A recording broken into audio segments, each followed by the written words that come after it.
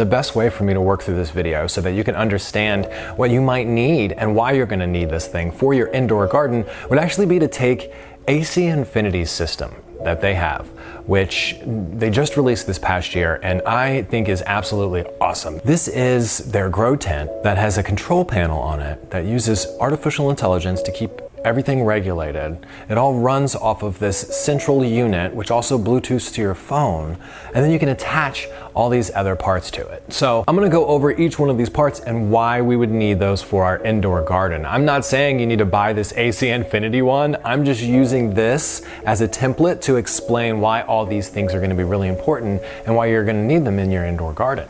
You can choose whether you want to buy this one or get something else off of Amazon. That also depends on what you plan on growing. So I'll have all this linked up in the description box so you can make the decision that's right for you. But I really like this picture. I really like the way that they lay everything out here at AC Infinity. So I'm going to use the imagery to run through so we can understand why we're going to need any of these things. Okay, so first let's start off with the tent itself.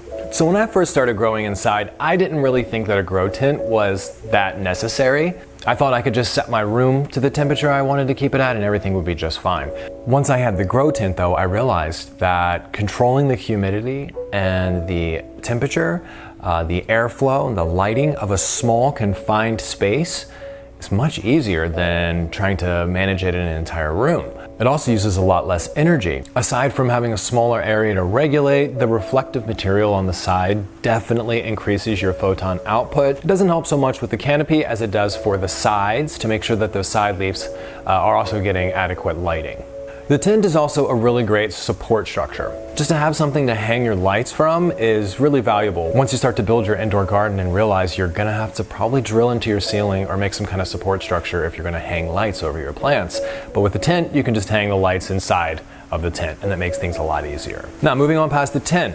Here is an air conditioner. Why would we need an AC? This should be pretty easy to understand why you would need an air conditioner to keep the temperature low, but I want to go over a few things inside of the tent that are going to raise the temperature substantially, and times you're going to need to really keep an eye on that when you're definitely going to need an air conditioner. The first thing that could cause excess heat to build up in your tent is humidity.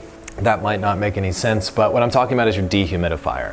When a dehumidifier operates, the more dry air that comes out of it is very warm, like 10 to 15 degrees warmer than the air that goes into it. So it's gonna warm up the area significantly that it's drying out. Me, I'm in Hawaii, so I have to have a dehumidifier in my tent, and this creates a real problem for me. It gets really difficult to keep the temperature inside the tent below 85 degrees because I need to keep the air humidity low as well. This would be one of a couple reasons to get an air conditioner.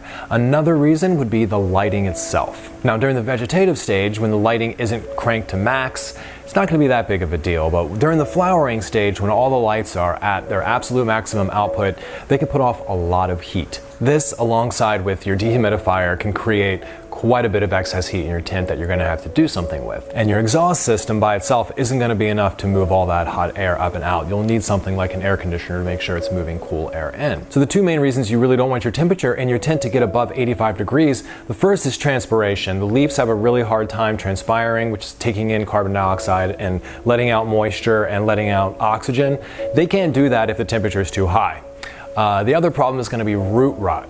So if the temperature in your nutrient reservoir gets too hot, then that invites root rot, and that can become a huge problem that just kills your plant altogether. So it's really important to make sure we keep the temperature below 85 degrees. So that's why an air conditioner is important. Now let's move over to the dehumidifier, or a humidifier depending on where you are. Humidity is really important for our plants because it directly affects transpiration, which is what I was just mentioning with the intake of carbon dioxide and the output of oxygen and water. When the plant's transpiring, photosynthesis is happening.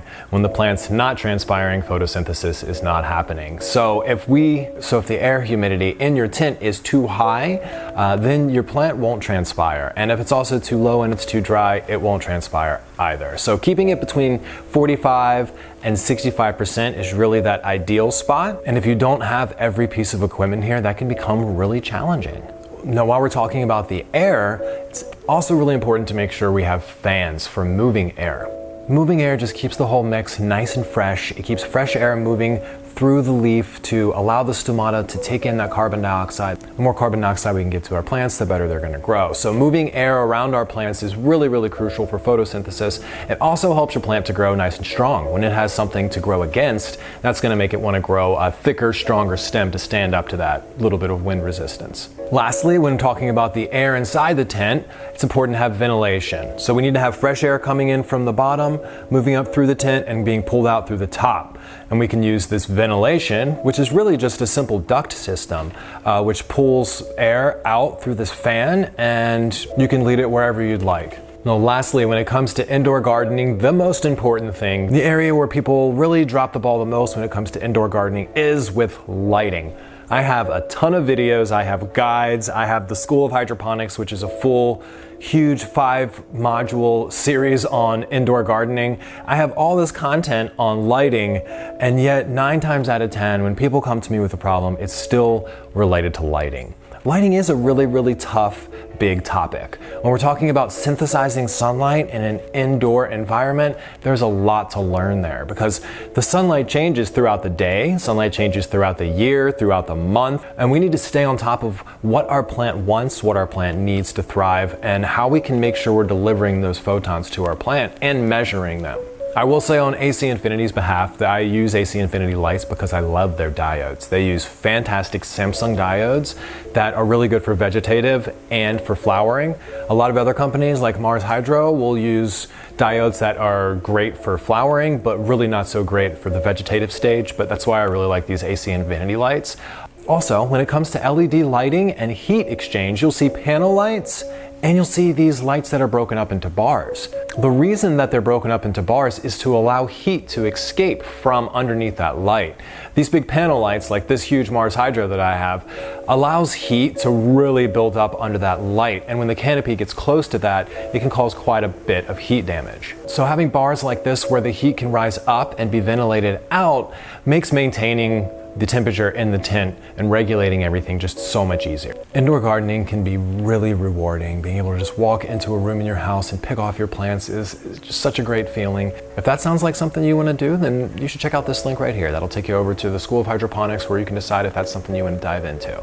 But while you're at humblegrowthhydroponics.com, make sure you download all the free guides I have, as well as check out the ebook Synthesizing Sunlight, all about indoor lighting, and the Hydro Gardener's Handbook, which is a great resource for all the little things you're going to need to know about indoor gardening. So I hope this has been helpful. Let me know down in the comments below if you have any questions or comments, and let's grow together.